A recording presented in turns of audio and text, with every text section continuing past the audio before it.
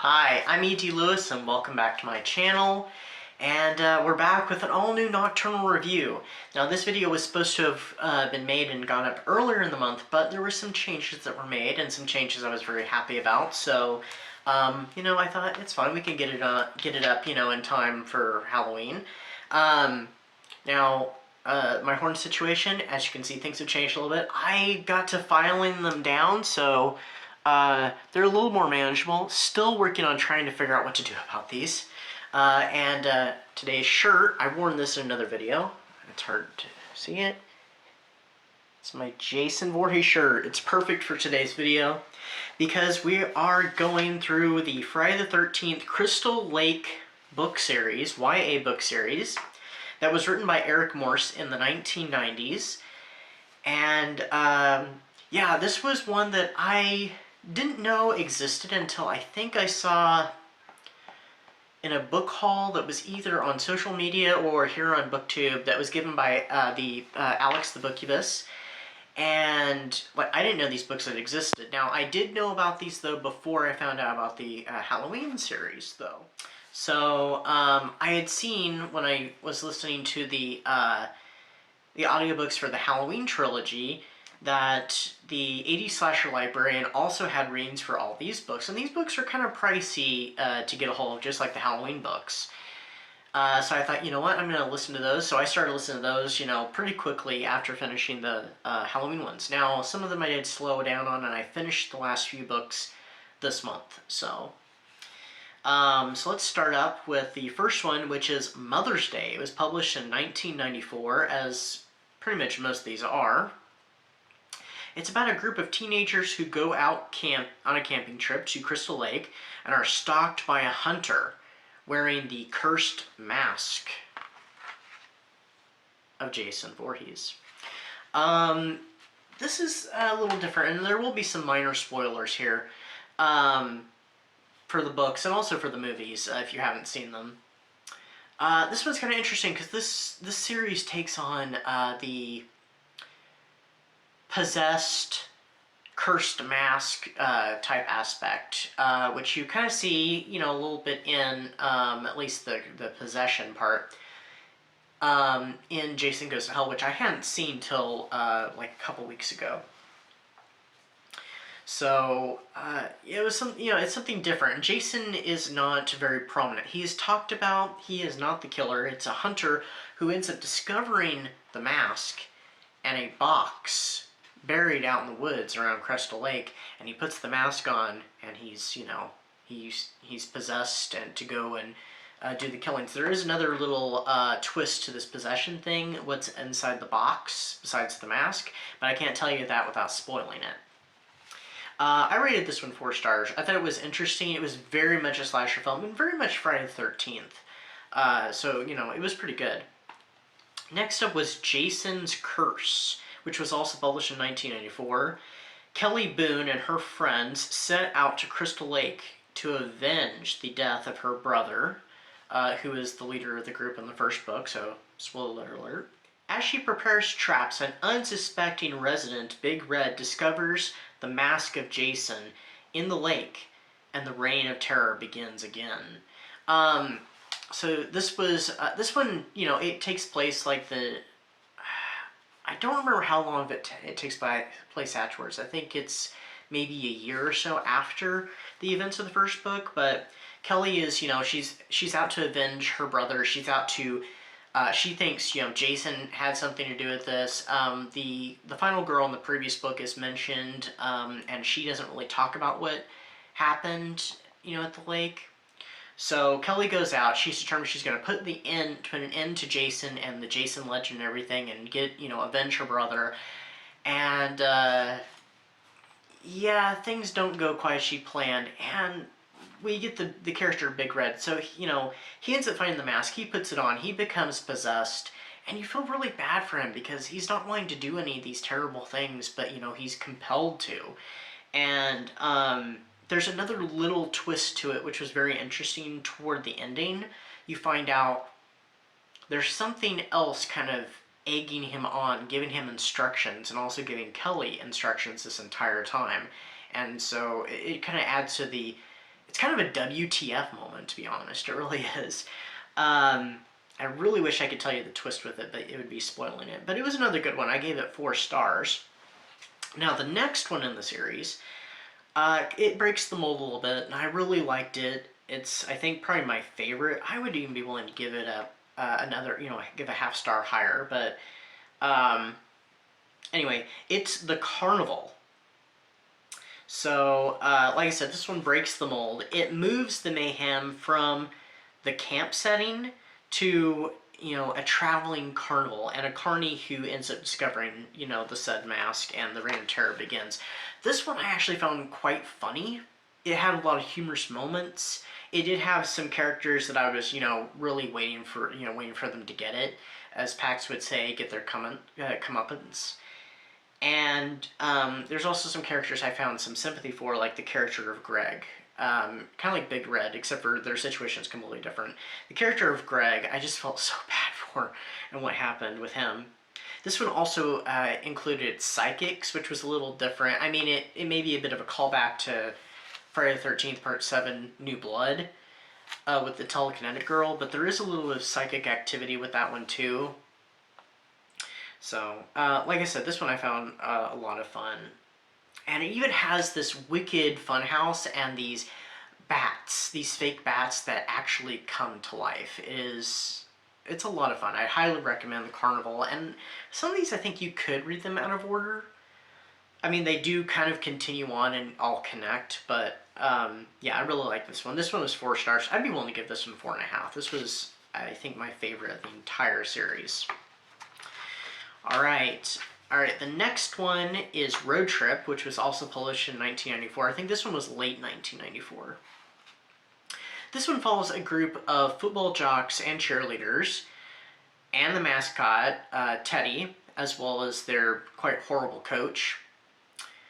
They're on their way back from an away game, and the group's, van crashes at Crystal Lake, and pretty much they're stranded. Teddy ends up discovering the mask in this case, and he literally goes through a transformation because he's this scrawny kid, and he ends up bulking up pretty quickly with that mask. It's like he literally becomes Jason, like even maybe more so than a lot of the other people, because I don't think their physiques changed. His did, because I think they were all fairly either burly or kind of buffed up guys in some way.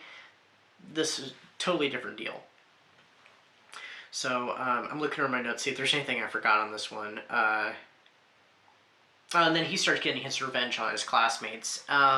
There's some parts that are a little, I thought were a little out of character for some of the Jason kills. That being said, the one I'm thinking about in particular, where he's wearing his mascot costume, sorry, spoiler alert there, it may have been a little out of character, but it was also very clever how he kills them and what he uses to kill this particular character, because it has to do with a hobby that she does. Yes, it's one of the cheerleaders. So even though it was a lot of character, it was very clever and entertaining nonetheless, so I did really like that.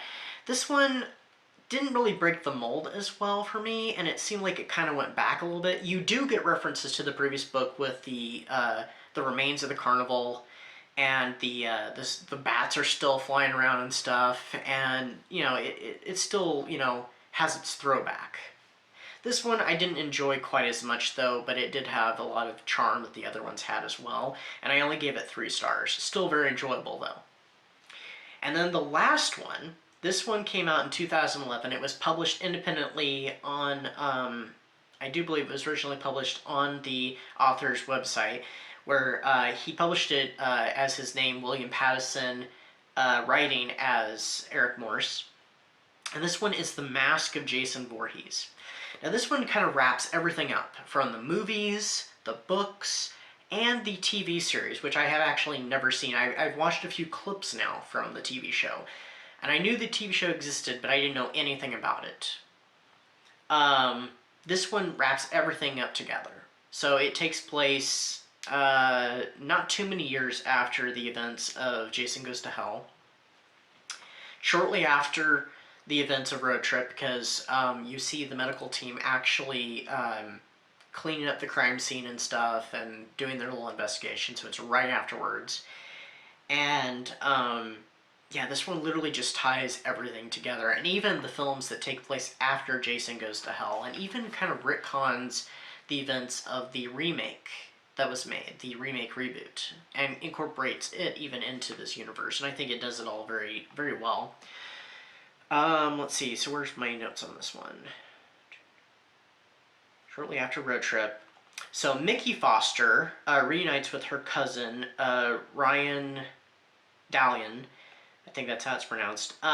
So they're both characters from the TV series. They were the main characters before the one character left. And I guess there's a plotline in the TV show of some that leads to his leaving that is kind of wrapped up and tied into Jason Goes to Hell, because it makes the character of Ryan from the show and from the movie Stephen Freeman, it makes them the same person since they were played by the same actor, and that's actually quite clever. So they reunite to investigate the Crystal Lake murders and to put an end to Jason's curse once and for all.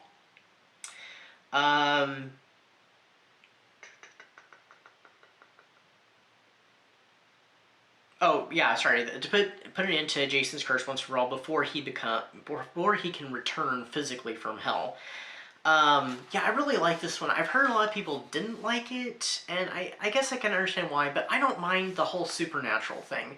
And it even ties it more so even to the Evil Dead franchise and to the whole Lovecraftian Cthulhu mythos very nicely too. You get some flashbacks, you learn the truth about what happened, how Jason even came back to life, and what happened with Pamela Voorhees, his mother. And, you know, it does a good job of wrapping it all up, and even takes you a little bit forward with showing you stuff from Jason X, the reboot, Freddy vs. Jason even, which I'm not a big fan of that film. But yeah, I think it all went very well. I also rated this one 4 stars. I thought it was an excellent job. There was a lot of stuff that happened in it. It was spooky, it was over the top. It was a little less YA than the rest of them, but it had its moments, so it's definitely probably my second favorite of the entire series, so I definitely enjoyed it. So at the time that I was, I think I'd gotten through book 2 or so, maybe I was in the middle of book 3, I started rewatching the Friday the 13th movies, and I haven't watched these for, I think, a couple of years at least. I haven't always been a big fan of the Friday the 13th, I lean more toward Halloween, but these films do have some fun moments, and there's some that I definitely do like the first one's not bad. I used to think the first one was boring, but I have a bigger appreciation for it now. And part 2. Part 6 is one of my favorites. Part 7, this time around, it wasn't as bad as I remembered it. It was actually quite entertaining. Part 8 still has issues. It could have been better if they had been able to do some of the things that they had planned on doing. Oh, I skipped 4. 4's not bad either. It's pretty good, and, you know, put a good ending on it until they decide to continue the series. And Jason Goes to Hell. I had never seen that one. I'd never seen Jason X. I watched them the same night, and Jason Goes to Hell I thought was pretty solid. I really enjoyed that film. And Jason X, that one, I thought it was going to be really ridiculous. It was kind of ridiculous, but it was just kind of a fun movie. It's not one to take overly serious. It's not a great film, but it was fun. Just literally fun. So, yeah. So I went through most of the Friday the 13th. I was going to rewatch the remake, but I can't find my copy of it. I don't remember getting rid of it, but oh well. But yeah, that's my review. You can check these books out. If you happen to have these books, you know, break them out sometime and you can read them. They're a lot of fun. I listen to him on the 80s Slasher Librarian, like I mentioned, and he does a great job with it. He even includes music, and some of the music, even from Jason Goes to Hell, from the ending of that, at the end of some of them. Going back to Road Trip, though, when Teddy puts the mask on and he starts to bulk up suddenly, go through his transformation, he very cleverly added the Alice Cooper He's Back song from part 6 Jason Lives, and I mean that one you're like, now we're cooking. That was exactly what I thought actually when I was listening to it.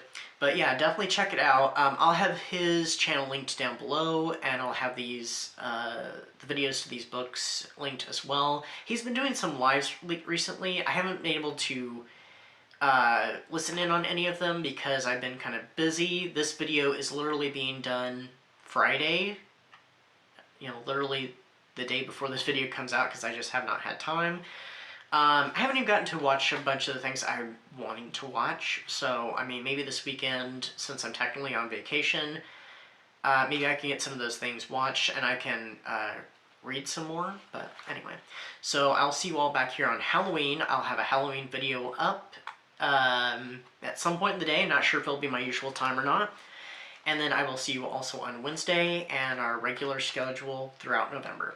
So anyway, stay spooky, stay safe, and until next time, bye-bye.